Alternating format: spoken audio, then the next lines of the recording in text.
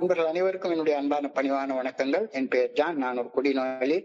எல்லாம் வல்ல இறைவனோட அருளாலையும் தோழமையில இணைந்து செயல்படுவதால் நான் பெற்றுக்கொள்ளக்கூடிய அனுபவம், தெம்பு, நம்பிக்கை ஆகியவற்றாலும் இன்னைக்கு ஒரே ஒரு நாள் நான் குடிக்கல, தெளிவா, மன நிறைவா, அமைதியா வாழ என்னாலான எல்லா முயற்சிகளையும் செய்து கொண்டிருக்கின்றேன். நண்பர் தேவா குறிப்பிட்டது போல கோயம்புத்தூர் ஒருங்கிணைப்பு குழு மனசாட்சியின் தீர்மானத்தின் அடிப்படையில தினசரி இரவு 9:30 to 10:30 மணி நடக்கிற இந்த ஆன்லைன் மீட்டிங்ல 24 மணித்துளிகள் ஒரு நாள், 24 hours a day அப்படின்ற புத்தகத்துல இருந்து ஒவ்வொரு நாளும் ஒவ்வொரு பக்கமாக எடுத்து வாசிச்சு விளக்கம் பார்த்து கலந்தாய்வு செய்து கூட்டத்தை நடத்தி கொண்டிருக்கின்றோம். அதன் தொடர்ச்சியாக இன்றைக்கு நாம அடைஞ்சிருக்கிற பக்கம் ஜூலை மாதம் 3ஆம் நாள். இந்த ஜூலை மாதம் 3ஆம் நாளுக்கான சிந்தனையை முதல்ல வாசிச்சுட்டு விளக்கம் பார்த்து அதுக்கப்புறமா கலந்தாய்வு செய்து இந்த கூட்டத்தை நிறைவு செய்து கொள்வோம். ஜூலை 3 சிந்தனையை வாசிப்பதற்கு நண்பர் தேவா அவர்களை அன்போட பணியோடு அழைக்கிறேன். Over to you Deva. July 3. Thank you.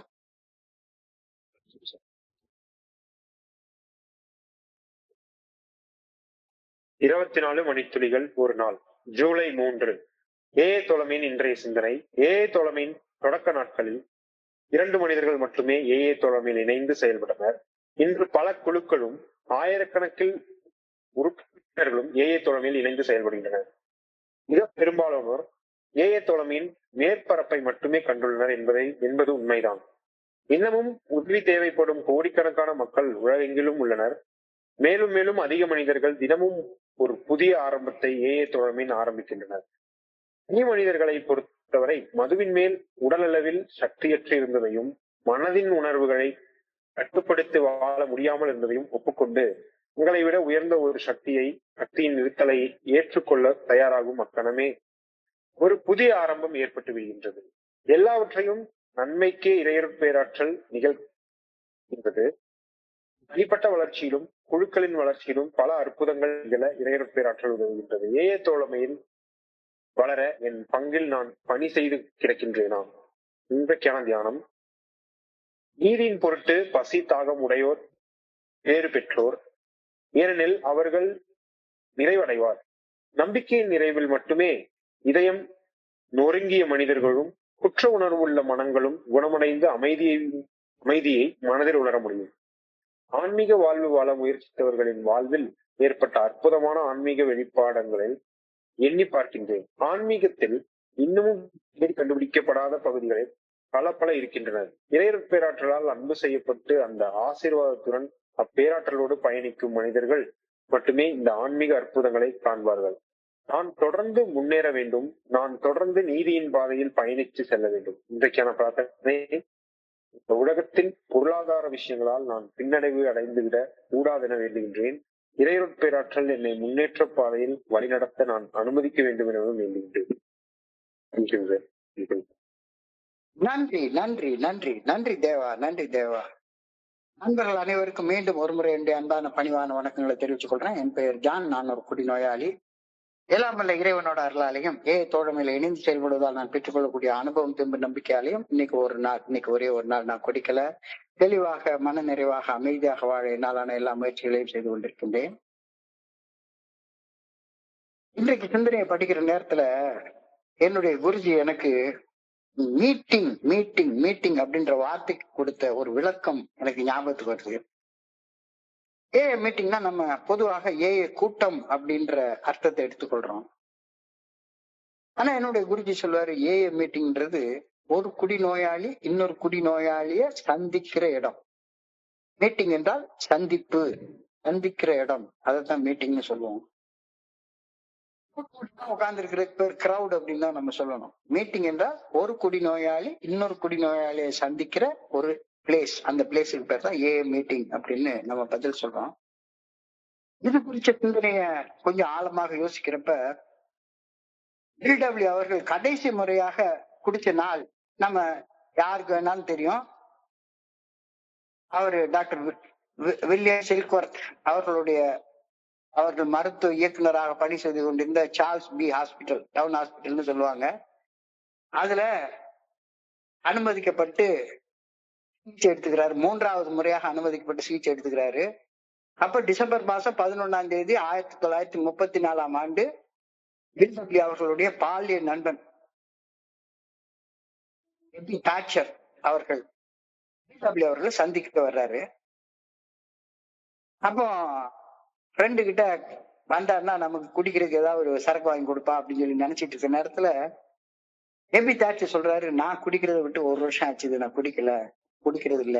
நான் ஆக்ஸ்போர்ட் குரூப்ல சேர்ந்து 1 வருஷமா குடிக்கிறது இல்ல அப்படின்னு சொன்ன உடனே இவருக்கு ஒரே ஆச்சரியமா போச்சுது. என்னடா இது, நம்மளை விட பயங்கரமா குடிக்கிற ஒரு ஆளு 1 வருஷமா குடிக்கல சொல்றானே அப்படின்னு பில்டப்ளி நினைச்சிட்டு இருக்கிறப்ப அன்னைக்கு ராத்திரி ஹாஸ்பிட்டல்ல அவருடைய ரூம்ல இருக்கிற நேரத்துல அவருக்கு சரித்திர முக்கியத்துவம் வாய்ந்த அந்த ஒயிட் கிளவுட் எக்ஸ்பீரியன்ஸ் நிகழ்றது அப்படின்னு பில்டப்ளி அவர்கள் குறிப்பிட்டார். என்னைக்கு? டிசம்பர் 11, 1934. டிசம்பர் 11, 1934 முதல் ஜூன் 10, 1935 அன்னைக்கு பில்டப்ளி அவர்கள் டாக்டர் பாபா சந்திக்கிற வரைக்கும் கிட்டத்தட்ட 6 மாசம் அவர் குடிக்கல. ஆனா அந்த 10/6/1935 அன்னைக்கு நியூயார்க்ல இருந்து அக்ரா நகருக்கு ஒரு வியாபார விஷயமா பில்டப்ளி அவர்கள் போயிருக்கிறாரு. வியாபாரத்துல ஏகப்பட்ட நஷ்டம், அது போக 2 கோர்ட் கேஸ் வேற ஆயிடுது. பயங்கர மன அழுத்தத்துல இருக்கிறப்ப குடிக்கணும் அப்படின்ற எண்ணம் வருது. குடிக்கல, ஆனா குடிக்கணும்ன்ற எண்ணம் அதி தீவிரமாக பில்டப்ளி அவர்கள் மனசுல வருது. இன்னைக்கு கூட பில்டபிள்யூடைய சோபர் டேட் வந்து டிசம்பர் 11, 1934 தான். ஆனாலும் ஏஏ தோழமை நிறுவப்பட்ட தினம் அப்படின்னு 10/6/1935 தான் நம்ம குறிப்பிடுறோம். 10/6/1935 அன்னைக்கு என்ன நடந்துச்சு? பில்டபிள்யூ அவர்களுக்கு ஒரு மிகப்பெரிய உண்மை இறையர் பேராற்றலால உணர்த்தப்பட்டது. இது நிச்சயமாக கடவுளால, இறையர் பேராற்றலால பில்டபிள்யூ அவர்களுக்கு உணர்த்தப்பட்ட ஒரு உண்மைதான். என்ன உண்மைன்னு கேட்டா, ஒரு குடிநோயாளிக்கு மனசுக்குள்ளார குடிச்சிடணும் அப்படின்ற அதி தீவிர மன வெறி உருவாகும் போது அந்த குடிநோயாளி தன்னை போல அவதிப்பட்டு கொண்டிருக்கக்கூடிய இன்னொரு குடிநோயாளிய சந்தித்து பேசினால் மீட் பண்ணி பேசினால் தன் மனசுல இருக்கக்கூடிய குட்டி வெறிய குடிக்கிற செயலாக மாறாம தள்ளி போடலாம் அப்படின்ற உண்மையைத்தான் 10/6/1935 அன்னைக்கு பில்டபிள்யூ அவர்கள் கண்டுபிடிக்கிறார். அது இறைவனால பில்டபிள்யூ அவர்களுக்கு உணர்த்தப்பட்டது அப்படின்னு தான் சொல்ல முடியும். ஜூன் 10, 1935 அன்னைக்கு பில்டபிள்யூ அவர்கள் டாக்டர் பாபா சந்திக்க போன நிகழ்ச்சி எதுக்காக சந்திக்க போனாரு? நம்ம ரெண்டு பேரும் சேர்ந்து ஏஏ தோழமையை நிறுவலாம் அப்படின்னு நினைச்சுட்டா சந்திக்க போனாரு? கண்டிப்பாக இல்ல. அவர் சந்திக்க போன காரணம் தனக்குள்ளார குடிக்கணும் அப்படின்ற ஏகப்பட்ட வெறி இருக்கு. ஏற்கனவே 3 தடவை ட்ரீட்மெண்ட் எடுத்தாச்சு, மறுபடியும் குடிச்சா என்ன ஆகுறது, ஏற்கனவே ஏகப்பட்ட நஷ்டம், 2 கோர்ட் கேஸ் எல்லாம் ஆகி போச்சு. தன் உயிரை காத்து கொள்ள, தான் குடி வெறியில குடிக்கிற செயலை செய்யாம இருக்கிற காரணத்துக்காக ஜூன் 10, 1935 அன்னைக்கு பில்டபிள்யூ அவர்கள் டாக்டர் பாபா அவர்களை போய் சந்திக்க போனார். நல்லா நோட் பண்ணுங்க, அது ஏஏ கூட்டம் இல்ல, அது ஒரு ஏஏ சந்திப்பு, meeting. Bill W went to meet doctor pop.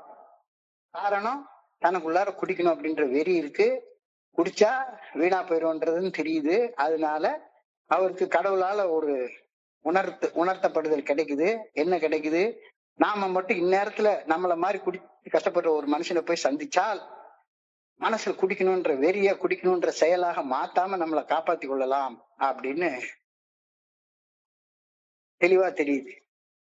எனவே எந்த சூழ்நிலையில ஏஏ தோழமை நிறுவப்பட்டது அப்படின்னு தெளிவாக நமக்கு சுட்டி காட்டுறாங்க. இப்பொழுது கூட நாம பில்டபிள்யூ அவர்களையும் டாக்டர் பாப் அவர்களையும் ஏஏ தோழமையை நிறுவியவர்கள் அப்படின்னு சொல்றதே கிடையாது. They are not founders of AA. Bill W தன்னைத்தானே ஒரு கோ ஃபவுண்டர்னா கூப்பிட்டுக்கிறாரு. ஏன்னா அவங்க 2 பேரும் சந்திக்க போனது ஏஏ தோழமைன்னு ஒண்ணு நிறுவனம் அப்படின்றது இல்லை. ஏஏ தோழமை காலப்போக்குல தானாக இறைவனுடைய அருளால நிறுவப்பட்டுச்சு. ஆனா பில்டபிள்யூ மீட் பண்ண போனதுக்கு காரணம் என்ன? எனக்குள்ளார அதி தீவிரமா குடிச்சிடணும் அப்படின்ற வெறி இருக்கு, குடிக்கணும்ன்ற வெறிய குடிக்கிற செயலாக மாத்தாம தன்னைத்தானே காப்பாத்திக்கணும்னு தான் சந்திக்க போனாரு.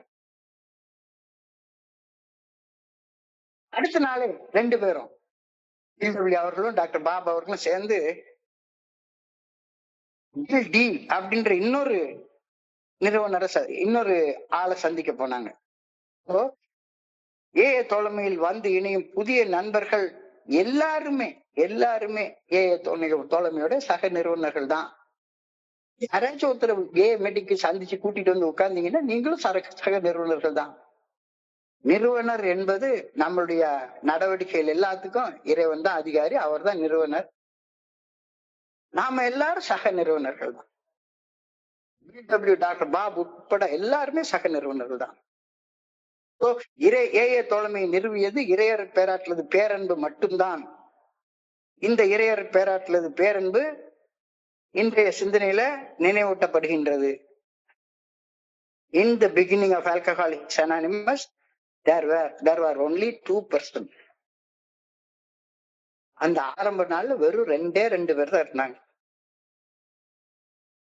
இந்த 2 பேர் சந்திச்சுக்கிட்டதுதான் ஏஏ மீட்டிங்னு சொல்றோம். ஃபர்ஸ்ட் மீட்டிங் ஆஃப் எது டாக்டர் பாபா அவர்களும் பில்டபிள்யூ அவர்களும் ஜூன் மாசம் 10ஆம் தேதி 1935 அன்னைக்கு சந்திச்சுக்கிட்டதுதான் ஃபர்ஸ்ட் மீட்டிங்னு அழைக்கிறோம். மீட்டிங் என்ற சொல்லுக்கு கூட்டம் அப்படின்ற பொருள் கொள்வதை விட சந்திப்பு என்று பொருள் கொள்வது இன்னும் பொருத்தமாக இருக்கும் அப்படின்னு எனக்கு படுது. என்னுடைய குருஜி அதை எம்பசைஸ் பண்ணி சொல்லுவாரு. முதல்ல இருவர் அக்ரான் மாநிலத்துல ஓஹியோ என்ற நகரத்துல 10/6/1935 அன்னைக்கு முதல்ல சந்திச்சார்கள். அது ஒரு சந்திப்பு. இறையர் பேராற்றலால் அந்த சந்திப்பு நிகழ்த்தப்பட்டது. 2 மனிதர்களின் சந்திப்பில் இறையர் பேராற்றலால் நிறுவப்பட்ட தோழமை குழுமம் ஏஏ தோழமை குழுமம் அவர்கள் 20 சேர்ந்து பில்டி அவர்களை அடுத்த நாளை சந்திக்க போறாங்க.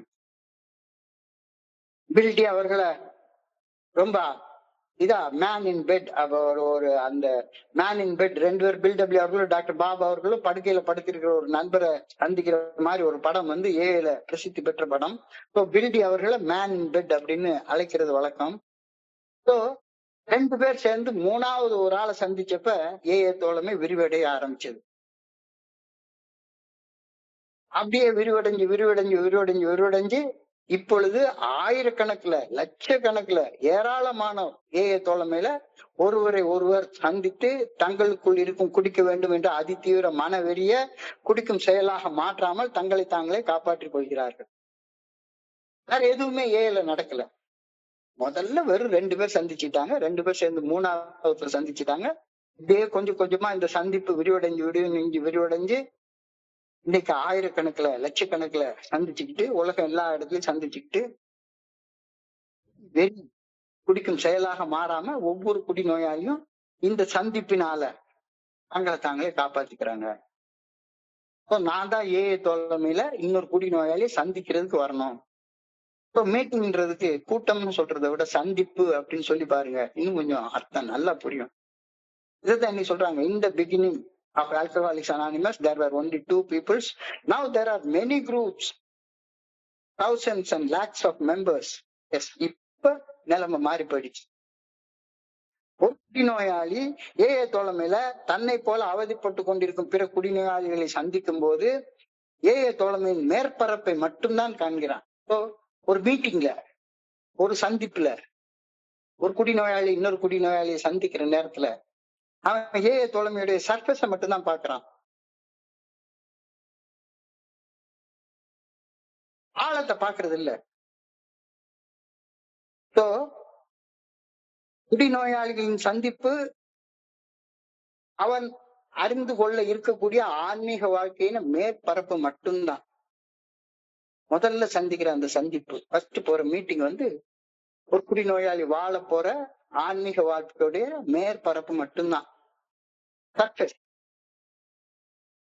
குடிநோயாளிகள் ஒருவரை ஏஏ தோழமையில சந்தித்துக் கொள்வது ஒரு தங்க சுரங்கத்தை மேலோட்டமாக ஆராய்வதற்கு ஒப்பானது அப்படின்னு இன்னைக்கு சிந்தனையில கொடுக்கப்பட்டிருக்கிறது.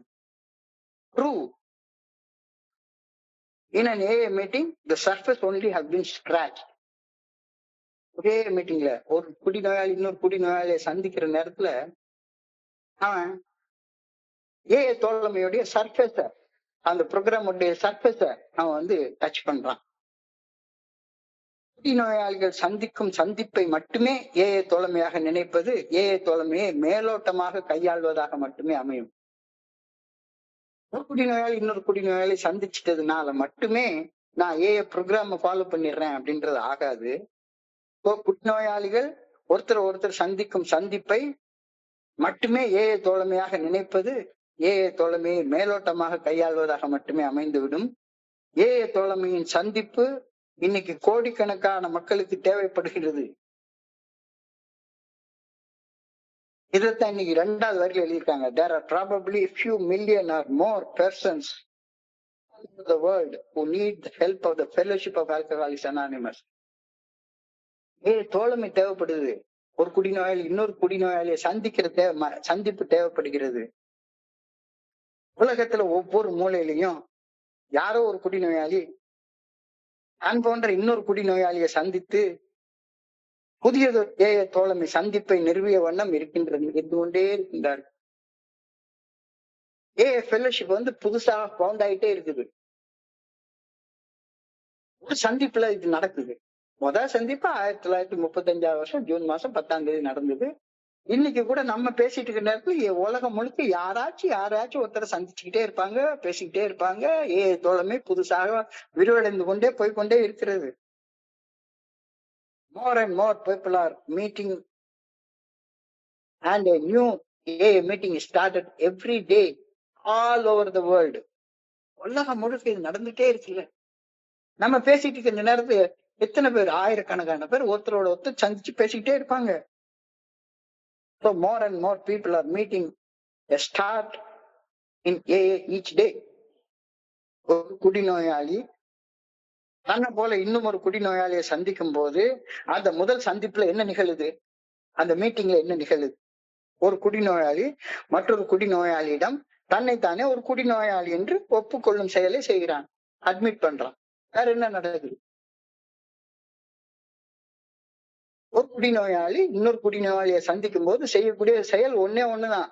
I am an alcoholic, my name is John அப்படின்னு சொல்ற மாதிரிதான் அந்த செயலத்தை எல்லாரும் செய்யணும். இதுதானே சந்திப்பில் நிகழுது.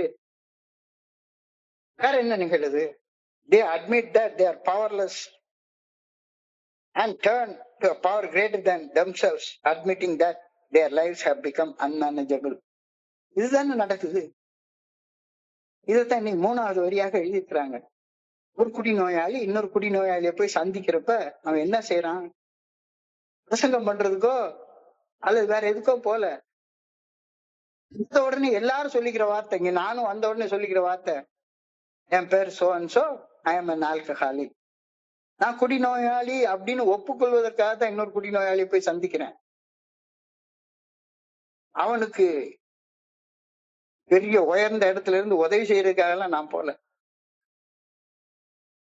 என்னைய குடிநோயாளி அப்படின்னு ஒப்புக்கொண்ட செயலை திரும்பவும் நினைவூட்டி கொள்வதற்கு இதுக்காகத்தான் திரும்ப போய் ஒரு குடிநோயாளியை நான் சந்திச்சுக்கிட்டே இருக்கிறேன். இதுதான் ஒரு குடிநோயாளி இன்னொரு குடிநோயாளியை சென்று சந்திக்கும் போது நிகழ்கின்றது. வேற என்ன நிகழுது? இதுதான் நிகழுது. நான் இன்னொரு குடிநோயாளியை சென்று சந்திக்கும் போது குடிநோய் குறித்த ஒரு விரிவுரை ஆற்ற, ஒரு லெக்சர் கொடுக்கறதுக்கு நான் போகவே இல்லை. நான் போய் அது அப்படி போனேன்னா நான் பைத்தியக்காரன்னு அர்த்தம்.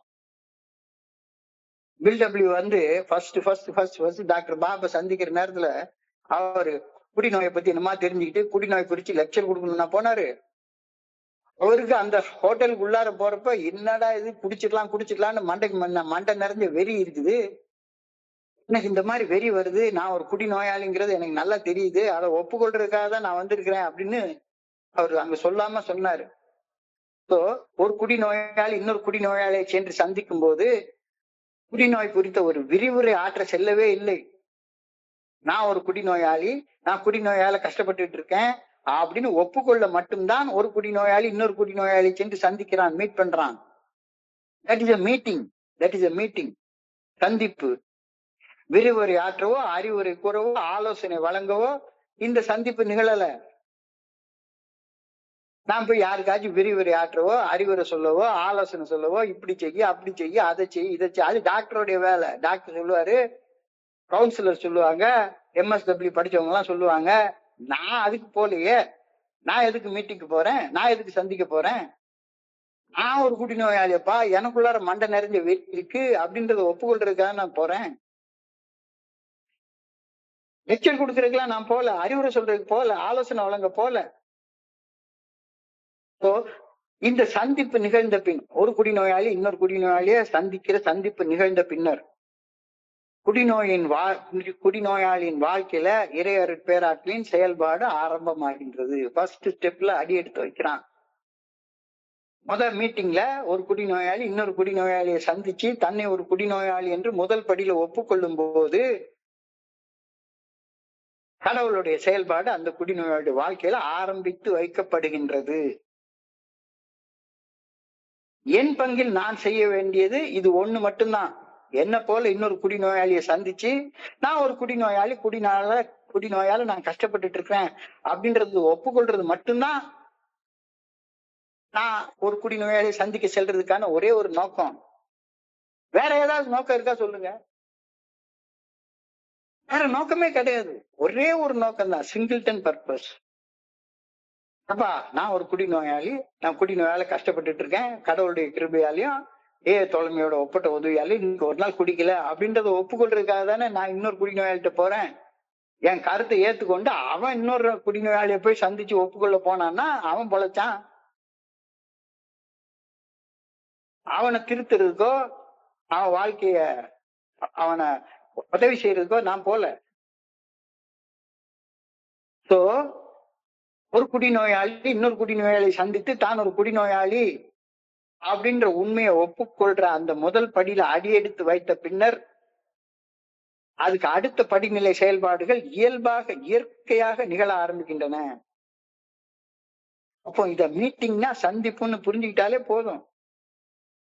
சந்திச்ச உடனேயே the higher power works for good in all things and helps the alcoholic to accomplish much in the individual growth and in the growth of the AA group. மிச்ச வேலையில கடவுள் பாத்துக்கிறாரு, நான் பார்க்கல. என் வேலை ஒரு குடிநோயாளிய போய் சந்திச்சு மீட் பண்ணி, ஏப்பா நான் ஒரு குடிநோயால கஷ்டப்படுறேன், கடவுளுடைய கிருபையால ஏவுடைய உதவியால இன்னைக்கு ஒரு நாள் நான் குடிக்கல அப்படின்னு சொல்றதுக்கு மட்டும்தான் நான் போறேன். சொன்ன உடனேயே இறைவன் அவருடைய வேலையை ஆரம்பிச்சிடுறாரு. எல்லாவற்றையும் நன்மைக்கு இறையர் பேராற்றல் நிகழ்த்துகின்றது. என்னை குடிக்க வச்சு குடிநோயாளி ஆக்கி குடிநோயாளின்னு ஒப்புக்கொள்ள வைக்கிறது எல்லாமே நன்மைக்காக நிகழ்த்தப்படுகின்றது. நாம் தனிப்பட்ட வளர்ச்சியிலும் குழுக்களின் வளர்ச்சியிலும் இந்த இறையர் பேராற்றலுடைய செயல்பாடுதான் மேன்மையாக இருக்கிறது. ஏன் செயல்பாடு இதுல ஒண்ணுமே இல்லை. ஏன் செயல்பாடு என்ன? நான் இருக்கிற இடத்துல இருந்து புறப்பட்டு போய் இன்னொரு குடிநோயாளியை பார்த்து அல்லது குடிநோயாளிகள் குழுமி இருக்கிற ஒரு இடத்துக்கு போய் அங்க குடிநோயாளிகளை சந்திச்சு என்ன நானே குடிநோயாளி அப்படின்னு ஒப்புக்கொள்றேன். அவ்வளவுதான். ஒப்புக்கொண்ட செயலை செஞ்சதுக்கு அப்புறமாக ஆட்டோமேட்டிக்கா ஒரு ஸ்டெப்ல கால் எடுத்து வச்சுட்டேன்னா இன்னொரு ஸ்டெப் தானா கால் ஏறிடும். எல்லாத்தையும் நன்மைக்கு ஆண்டவன் நிகழ்த்துவான். ஏய தோழமை வளர்வதற்கு என் பங்கில் நான் பணி செய்து கிடக்க ஆரம்பித்து விட்டேனா? இதான் இன்னைக்கான கேள்வி.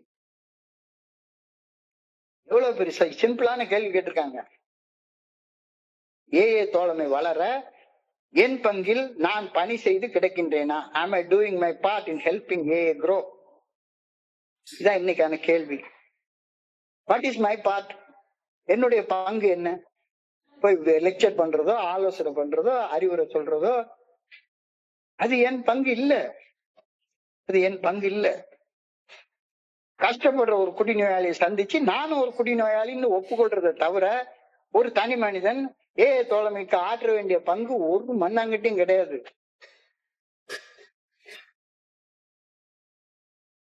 இந்த பங்கை நான் செஞ்சிட்டு இருக்கேனா? தொடர்ந்து செஞ்சுட்டே இருக்கேனா? மிச்சமெல்லாம் இறையர் பேராற்றல் நிகழ்த்துற நிகழ்வுகள்ல நான் என்னத்த செஞ்சேன்? நான் போய் சந்திச்சு நான் குடிநோயாளி கஷ்டப்படுறேன், குடிச்சிட்டு அதை பண்ணேன் இதை பண்ணேன், இன்னைக்கு தோழமையோட கிருபையால நான் குடிக்காம இருக்கேன் அப்படின்னு சொல்றது மட்டும்தான் நான் செய்யறேன். என் பங்கை நான் செஞ்சுட்டேனா?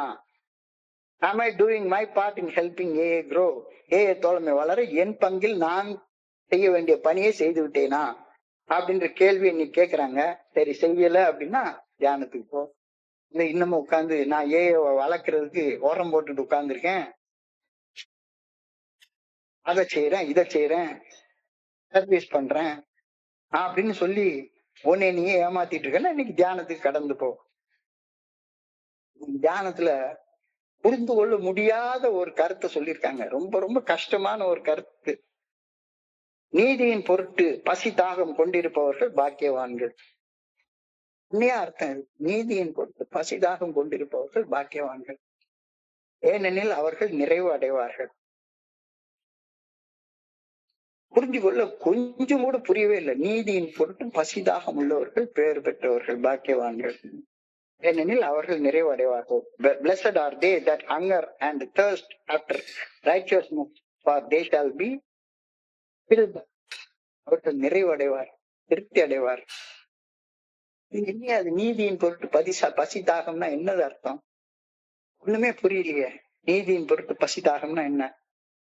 இறைவனுடைய நல்ல ஒழுங்கான வழிகாட்டுதலுக்கு பணிந்து, அதாவது மனசாட்சியின் மூலமாக வெளிப்படுத்தப்படும் இறையர் பேராற்றல் நல்ல ஒழுங்கான வழிகாட்டுதல் வழங்கப்படுகிறது என்று உறுதியாக நம்பி, அந்த மனசாட்சியின் குரலுக்கு பணிந்து மனசாட்சி உறுத்தும் செயல்களை செய்யாமலும் மனசாட்சி சரின்னு சொல்லும் செயல்களை செய்தும் வாழ்பவர், நீதிக்கு பணிந்து நடப்பவர்கள், அவர்கள் பாக்கியவான்கள், பேறு பெற்றவர்கள்.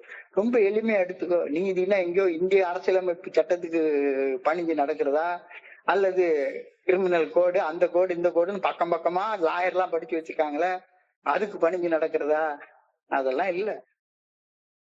நீதியின் பொருட்டு பசிதாகம் கொண்டிருப்பவர்கள் அப்படின்னா, நான் என்னுடைய மனசாட்சியின் மூலம் வெளிப்படுத்தப்படும் இறையர் பேராற்றலின் நல்ல ஒழுங்கான வழிகாட்டுதலுக்கு பணிந்து செயல்பட ஆழமான விருப்பம் உள்ளவர்கள், பேறு பெற்றவர்கள், பாக்கியவான்கள், ஏனெனில் அவர்கள் நிறைவு அடைவார்கள்.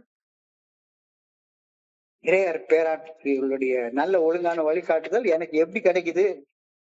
மனசாட்சியின் மூலமாக வெளிப்படுத்தப்படுகிறது. மனசாட்சிக்கு பணிந்து மனசாட்சி உறுத்துற செயலை செய்யாம மனசாட்சி சரின்னு செயல் சொல்லக்கூடிய செயலை செஞ்சு வாழ்றவங்க பாக்கியவான்கள், ஏனெனில் அவங்க நிறைவு அடைவார்கள், திருப்தி அடைவார்கள். இல்லைன்னா நிறைவடைய மாட்டேன், இல்லைன்னா நிறைவடைய மாட்டேன். முழுமையான பரிபூர்ணமான நம்பிக்கையில் மட்டுமே நோயற்ற பலகீனமான மற்றும் சோர்வுற்ற இதயம் உண்மையான நிறைவையும் திருப்தியையும் குணமடைதலையும் ஓய்வையும் கண்டடையும். தியானத்துடைய வரி அதான் புரிஞ்சு கொள்றதுக்கு ரொம்ப கஷ்டமான ஒரு வரின்னு சொன்னேன். அதாவது இறைவனுடைய நல்ல ஒழுங்கான வழிகாட்டுதல், good orderly direction of the creator எனக்கு எப்படி வழங்கப்படுகிறது? என்னுடைய கான்சியன்ஸ் மூலமாக வழங்கப்படுகிறது அப்படின்றத உறுதியாக நம்பி, முழுமையாக நம்பி, பரிபூர்ணமாக நம்பி அந்த வழிகாட்டுதலுக்கு பணிந்து செயல்பட்டால் மட்டும்தான் என்ன மாதிரி நோயுற்ற பலகீனமான சோர்வான இதயமுடையவர்கள் மன நிறைவையும் திருப்தியையும் குணமடைதலையும் அடைவார்கள். இங்கிலீஷ்ல படிக்கிறப்ப புரியாத மாதிரி இருக்கு, ஆனா என்னுடைய குருஜியோடைய அந்த வழியில யோசிக்கிற நேரத்துல தான் எனக்கு புரியுது. Only in the fullness of faith can the heart of sick and faint and weary be satisfied, healed and rested. இங்கிலீஷ்ல படிச்சா என்னமோ ஒரு மாதிரி தோணுது. என்ன? Only in the fullness of faith, only in the fullness of faith. fullness of faithனா என்ன? கடவுளுடைய நல்ல ஒழுங்கான வழிகாட்டுதல் என்னுடைய மனசாட்சியின் மூலமாக வெளிப்படுத்தப்படுகிறது அப்படின்னு உறுதியாக நம்புறதுதான் fullness of faith. அந்த fullness of faith வச்சுக்கிட்டு மனசாட்சி உறுத்தக்கூடிய செயலை செய்யாம மனசாட்சி சரின்னு சொல்லக்கூடிய செயலை செஞ்சு வாழ்றப்ப, நோயுற்று மோசமான நோயில பாதிக்கப்பட்டு அழகினமுள்ள இதயமுள்ள நான் திருப்தியும் நிறைவும் சந்தோஷமா அடைவேன் அப்படின்ற கருத்தை நீ தியானத்துல சொல்லியிருக்காங்க. ரொம்ப எளிமையா இருக்குல்ல, ரொம்ப எளிமையா இருக்குல்ல. மனம் போன போக்குல தாந்தோன்றித்தனமாக வாழ்ந்த வாழ்க்கை என்னை ஒரு மன நோயாளியாக மட்டும்தானே மாத்தி வச்சிருந்துச்சு. நான் இஷ்டப்படி என்ன வேணா செய்வேன் அப்படின்னு வாழ்ந்த வாழ்க்கை என்னை எப்படி மாத்தி வச்சிருந்தது? ஒரு மன நோயாளியா மாத்தி வச்சிருந்துச்சு, ஒரு மன நோயாளியா மாத்தி வச்சிருந்துச்சு. மனநோய்க்கு மருந்து, மன தெளிவுடன் வாழ்வதற்கான மருந்து என்ன? நம்பிக்கையில மட்டும்தான் இருக்கு. என்னாலே மன தெளிவோட வாழ முடியும் அப்படின்ற நம்பிக்கையில தான் இருக்கு. இப்ப நம்பிக்கைன்னா என்ன? கடவுள் என்னைய வழி நடத்துறார் அப்படின்ற நம்பிக்கை. கடவுள் எப்படி வழி நடத்துறார்? உன்னுடைய மனசாட்சியின் மூலமாக வெளிப்படுத்துது. God expresses himself through conscience. சிம்பிளா சொல்லிட்டாங்க. So, மனநோய்க்கு மருந்து என்னாலும் மனத்தொழிவுடன் வாழ முடியும் அப்படின்ற நம்பிக்கையை வந்தடைவது மட்டுமே. நம்பிக்கையின் முழுமை இறையர் பேராற்றின் நல்ல ஒழுங்கான வழிகாட்டுதலால் ஒவ்வொரு மனிதனுக்கும் அவனவனது மனசாட்சியின் மூலம் அந்த நல்ல ஒழுங்கான வழிகாட்டுதல் அவனுக்கு வழங்கப்படுகிறது. மனசாட்சியின் குரலே மகேசனின் குரல். The voice of conscience is voice of God. அந்த குரலுக்கு, அந்த மனசாட்சியின் குரலுக்கு பணிந்து வாழ்பவன் ஆன்மீக வாழ்க்கை வாழ்றான். As simple as that. As simple as that.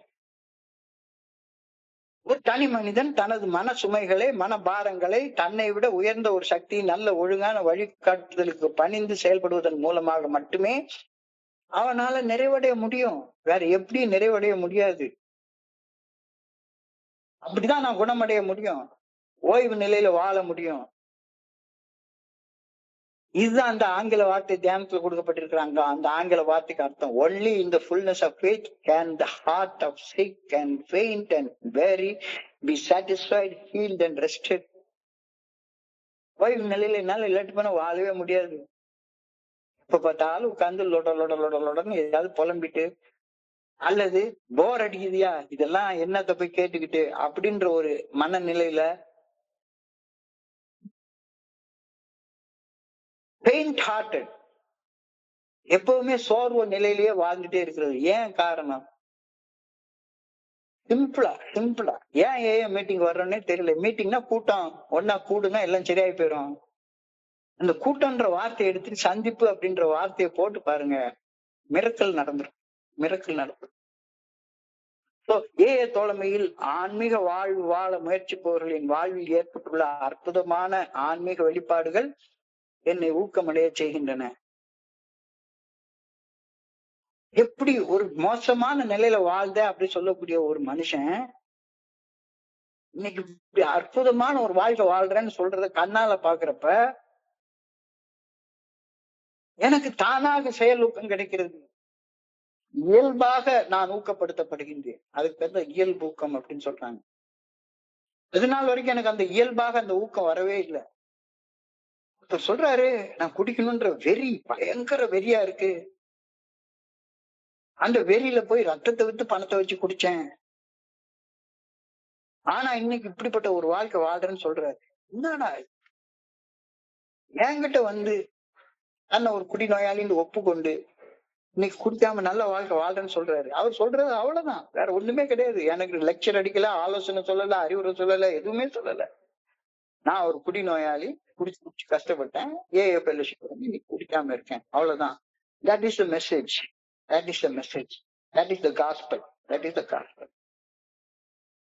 AA தோழமையில ஆன்மீக வாழ முயற்சிப்பவர்களின் வாழ்க்கையில் ஏற்பட்டுள்ள அற்புதமான மாற்றங்கள், அற்புதமான ஆன்மீக வெளிப்பாடுகள் என்னை ஊக்கப்படுத்துகின்றன. நான் இன்னமும் ஆன்மீகத்தில் தேடி கண்டடையாத பகுதிகள் ஏராளமாக இருக்கு. அவ்வளவுதான், நான் குடிக்கிறது நிறுத்திட்டேன், ஆன்மீகத்துல ஃபுல்லா உச்சத்துக்கு போய் புத்த ரேஞ்சுக்கு போயிட்டேன் அப்படின்னு நினைச்சேன்னா ஒண்ணும் வேலைக்கு ஆகாது. இத்தனை வருஷம் ஆனாலும் சரிதான், கொஞ்சோண்டு தான் நான் எடுத்திருக்கேன். இன்னும் முழுசா எடுக்க வேண்டியது எவ்வளவோ இருக்கு. நான் இன்னும் ஆன்மீகத்தில் தேடி கண்டடையாத பகுதிகள் ஏராளமாக உள்ளன. நான் இறையர் பேராற்றலால் அன்பு செய்யப்பட வேண்டும் என்றால், கடவுளால நான் அன்பு செய்யப்பட வேண்டும் என்றால் கடவுளுக்கு பயபக்தியோட பணிஞ்சு நடக்கணும் தானே. இல்லாட்டி பண்ண எப்படி நான் கடவுளால அன்பு செய்யப்பட முடியும்?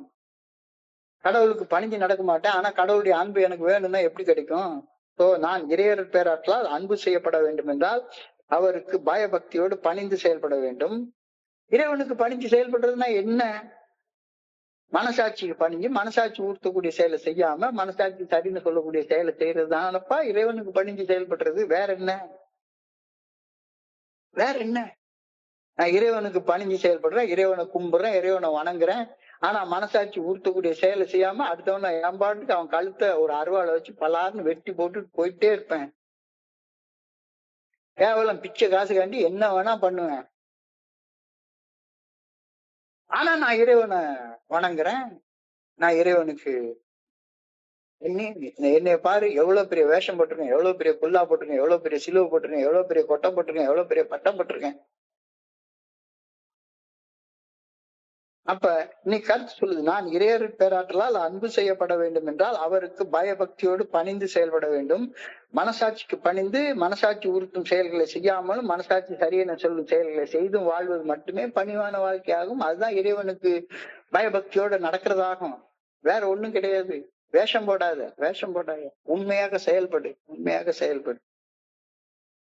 பணிவுதான் இறையர் பேராற்றின் அன்பை, ஆசீர்வாதத்தை எனக்கு பெற்று தரும். வேற எதுவுமே பெற்று தராது, வேற எதுவுமே பெற்று தராது.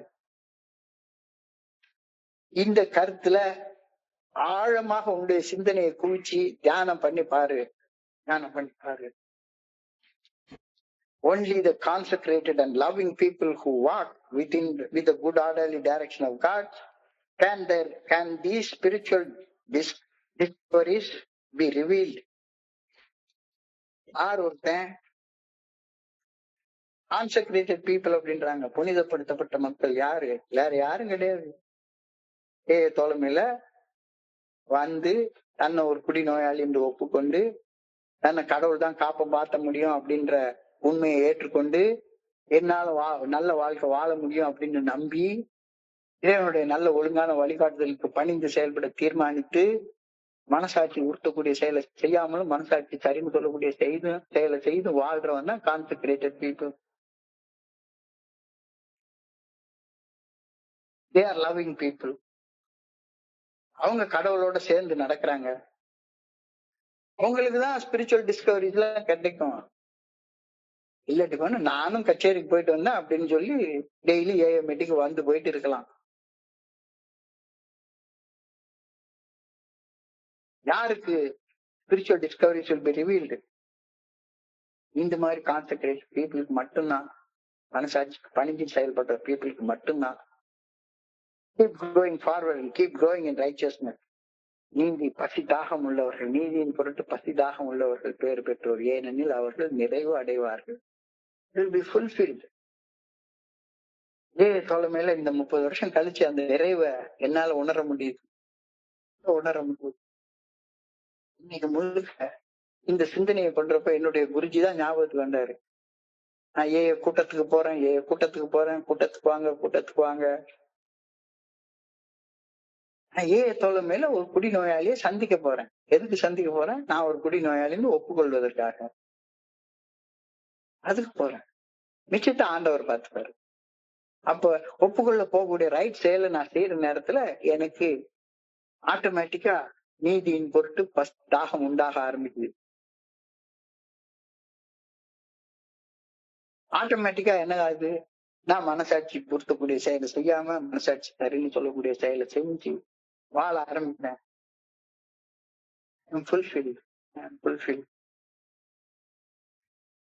ஆழமான தியானம் புரிஞ்சுக்கொள்ள கொஞ்சம் கஷ்டமான தியானம் தான். ஏன்னா இதையெல்லாம் எங்கேயாச்சும் ஒரு பெரிய ஆன்மீக சொற்பொழிவுலதான் கேட்போம் நம்ம. அது என்னது? நீதியின் பொருட்டு பசி தாகம் உள்ளவர்கள் அப்படின்னா ஒண்ணும் புரியாது, ஒண்ணுமே புரியாது. ஒண்ணும் இல்லடா, குடிக்கணும்ன்ற வெறி வந்துதானா மனசாட்சி குடிக்காத சொல்லும். மனசாட்சிக்கு பணிஞ்சு போன் பிக்சர் பார்க்கணும் அப்படின்னு மனசு சொல்லும். போன் பிக்சர் பார்க்காதன்னு மனசாட்சி சொல்லும். மனசாட்சிக்கு பணிஞ்சுக்கோ. பொறாமையில புறம் பேச அப்படின்னு ஒவ்வொரு அணுவும் சொல்லும். புறம் பேசாத அப்படின்னு மனசாட்சி சொல்லும். மீட்டிங் முடிஞ்சு வீட்டுக்கு வந்து சேர்ந்துரு, முடிஞ்சு போச்சு. மனசாட்சிக்கு பணிஞ்சு செயல்பட்டுட்ட. நீ அபிஷேகம் பண்ணப்பட்ட மனிதனாக மாறிடுவ. சந்தேகத்துல புறம் பேசணும்னு தோணும், சந்தேகத்துல வேலை பார்க்கணும் அப்படின்னு தோணும். நம்பிக்கை வை, சந்தேகப்படாத. சந்தேக கோடு சந்தோஷ கேடு. மனசாட்சி வேவு பார்க்க சொல்லாது, மனசுதான் வேவு பார்க்க சொல்லும். பொறாமையில புறம்பிட்டு அலையாத. ஆணவத்துல, கழிவிறக்கத்துல, பேராசையில தேவையானதை வாங்கி தேவையில்லாத வாங்காத.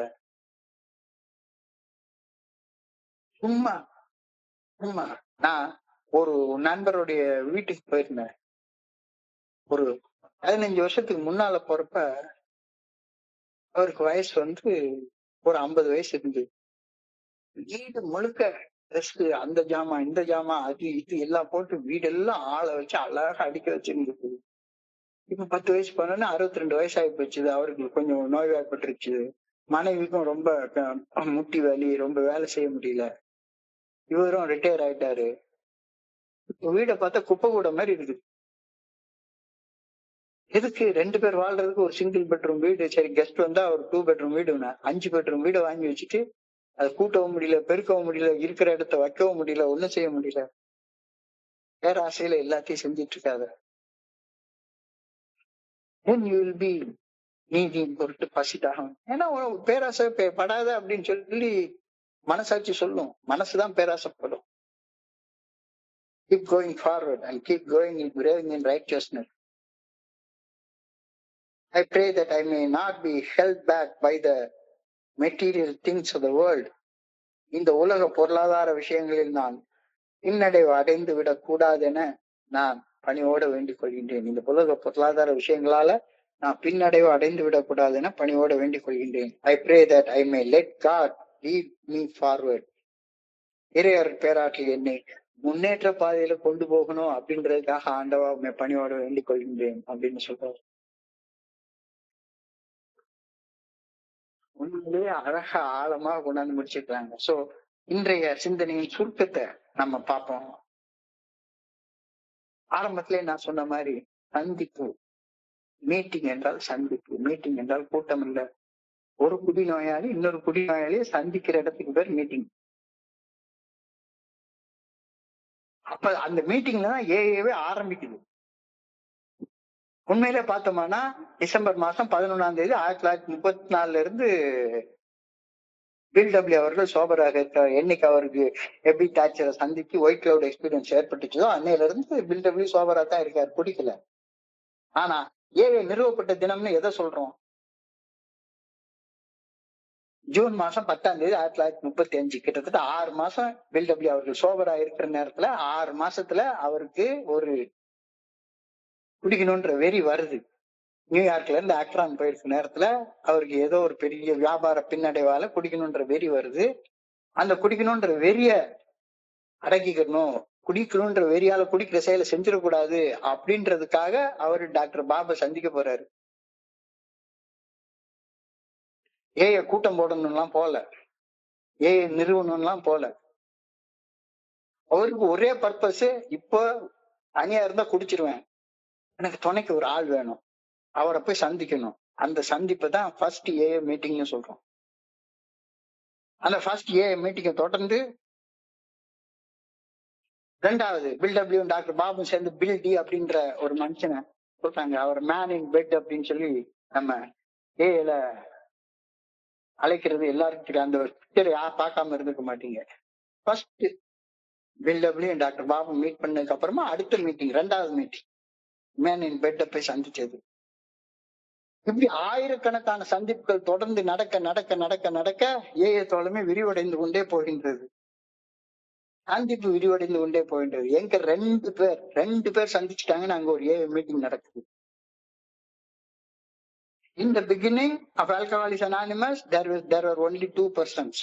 Now there are lakhs of crores of people. ஒரு குடிநோயாளி ஏஏ தோழமையில தன்னை போல அவதிப்பட்டு கொண்டிருக்கும் பிற குடிநோயாளிகளை சந்திக்கும் போது அவன் ஏஏ தோழமையின் மேற்பரப்பு மட்டும்தான் பாக்குறான். அந்த மேற்பரப்பை பார்த்ததுக்கு அப்புறமாக இறையர் பேராக்களுடைய நல்ல ஒழுங்கான வழிகாட்டுதல் அவனுக்குள்ளார செயல்பட அனுமதிக்கும் போது இன்னும் ஆழமா நீ அடியை எடுத்து வை, ஆட்டோமேட்டிக்கா புஷ் ஆயிட்டு போயிருவேன். Static force become a dynamic force. அதாவது நியூட்டனுடைய தியரியில பாத்தீங்கன்னா ஒரு பொருள் ஒரு இடத்துல இருந்துட்டு இருந்தா ஸ்டாட்டிக் எனர்ஜியா இருந்துட்டே இருக்கும், அது டைனமிக் எனர்ஜியா மாறாது. ஆனா இனர்ஷியா கொடுத்து அதை மட்டும் லேச தள்ளி விட்டுட்டா போதும், அது 12வது படியில போய் தான் நிற்கும். குடிநோயாளிகள் ஒருவரை சந்தித்துக் கொள்வது ஒரு தங்க சுரங்கத்தை மேலோட்டமாக பார்க்கிறது மாதிரி. அதோட நின்றாதீங்க, அதோட நின்றாதீங்க. Higher power works for good in all things and helps to accomplish much in the individual growth and in the growth of people. உன் வேலை சந்திக்கிறது மட்டும்தான். மிச்ச வேலையை கடவுள் பார்த்துப்பாரு. கடவுள் செய்யற வேலையை நீ செய்யாத, நீ செய்யற வேலையை கடவுள் செய்ய மாட்டார். நல்லா புரிஞ்சுக்கோ.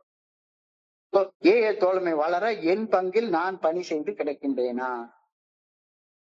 ஏ தோழமை வளர என் பங்கில் நான் பணி செய்து கிடைக்கின்றேனா? என் பங்கு அது என்ன? கஷ்டப்பட்டு குடிநோயாளியை போய் சந்திக்கிறது, அதுதான் என் பங்கு.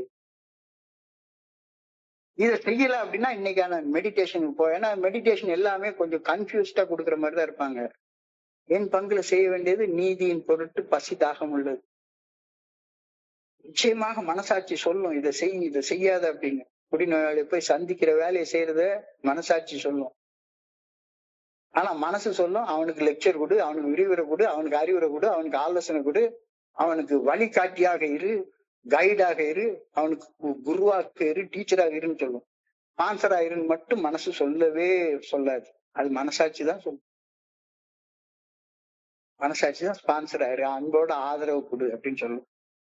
நீதியின் பொருட்டு பசிதாகம் கொண்டிருப்போர் பெயர் பெற்றோர் பாக்கியவான்கள், ஏனெனில் அவர்கள் நிறைவடைவார்கள். Blessed are those that hunger and thirst for righteousness, for they shall be filled.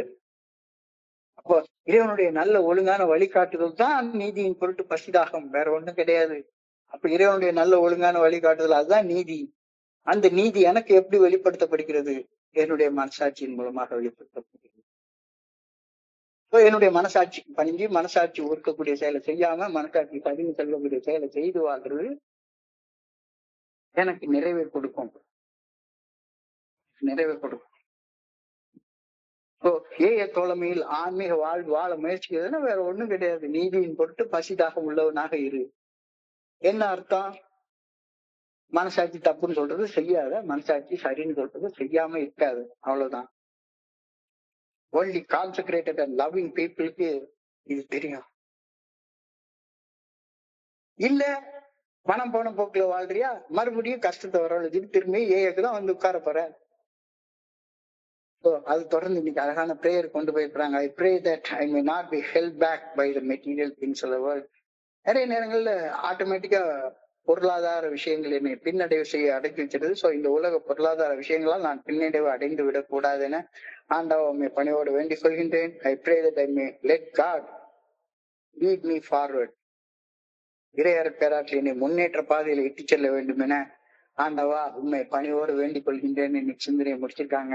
So இதே சிந்தனையை படிக்கிறப்ப என் மனதை கடந்து சென்ற சிந்தனைகளை உங்களோட பகிர்ந்து கொள்ள இந்த நல்ல வாய்ப்பு உருவாக்கி கொடுத்த இந்த குழுவிற்கு என்னுடைய மிக பணிவான நன்றிகளை தெரிவித்துக் கொள்றேன். பொறுமையாக கேட்ட ஒவ்வொரு நண்பருக்குமே என்னுடைய பணிவான நன்றிகள். இந்த இரவு பொழுது நண்பர்களுக்கு இனிமையான இரவாக அமைய இறைவன பணியோடு வேண்டிக் கொள்கின்றேன். நன்றி நன்றி நன்றி நன்றி நன்றி நன்றி. வாழ்க வையகம், வாழ்க வளமுடன். Thank you thank you thank you so much, thank you so much.